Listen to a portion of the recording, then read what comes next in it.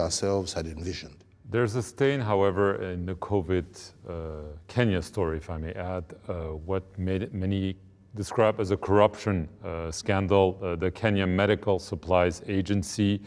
There have been reports, investigation about essentially mishandling of funds that were directed to save lives and help medical staff do their jobs. Are the culprits really going to We be have, prosecuted? and when the whole story came out, and we said that nothing will be spared, and what we have actually done is put in place all the necessary mechanisms, empowered the necessary agencies who, as we reported in our COVID conference a couple of days ago, full authority to complete their investigations, to make their report public, and indeed to prosecute anybody who may have been involved in any kind of misuse of anybody, no stone unturned. No stone unturned. And we have given them full authority to do that, and we have actually stated that as soon as they are ready, they should just make their report open, not just to Parliament and myself, but to the entire country, so that people will be able to see that everything has been done transparently in order to assure that we have full accountability. I want to get to Kenya, some news. The Chief Justice has issued an advisory saying Parliament should be dissolved because you had not enacted what's known as the two-third gender rule, whereby women should be appointed to a certain position in a certain proportion. First of all, I want to get your reaction to the fact that this women empowerment measure has not been enacted. Do you regret that? Well, yes, it is indeed a regret, but at the same time, you've also got to understand that the spirit of the Constitution was actually one of progressively getting there, because at the end of the day, we have to recognize that we must balance between the rights of citizens to elect their representatives and the need for us to be able to have gender parity in any country. And let me say, and this is a fact, in a democratic society, that is not easily achievable. You have countries like the United States, I think even France, that have yet to achieve that particular objective. So we're all striving to get there. Now the question, he's asked for Parliament to be dissolved. Are you going to do that? I don't really think I want to comment on that, because that is a matter that's now back again in court. And in Kenya, you know, for us, so long as matters are before a court, we don't want to comment. We will wait and see the outcome of the case in court, and I think that then will determine the way forward. Right, but that's not what you would like to do, obviously. It's not what I would like to do, but it is an option that has been put, as you said, by the Chief Justice. So we wait to see what the outcome of the court process will produce, and that then will be the time to decide which is going to be the way forward.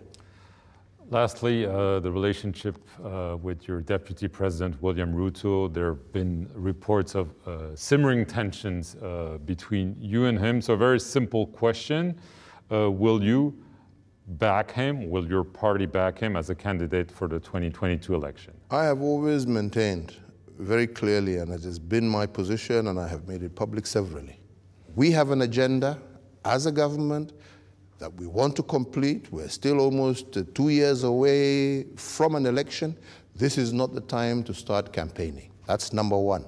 Number two, I have also made it very clear that my intention is to do everything I can to bring the people of Kenya together, to ensure that the next election will not be an election that shall be a tense election, or an election that can lead to a potential crisis of ethnicity.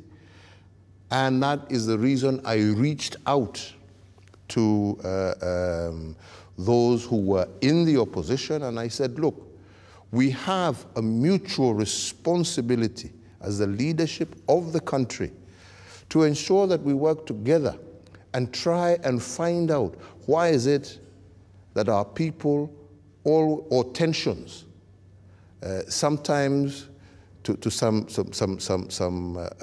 terrible levels like happened in 2007. Now, of course, there are some maybe who feel that as a result of that kind of partnership and me reaching out to the opposition is meant to sideline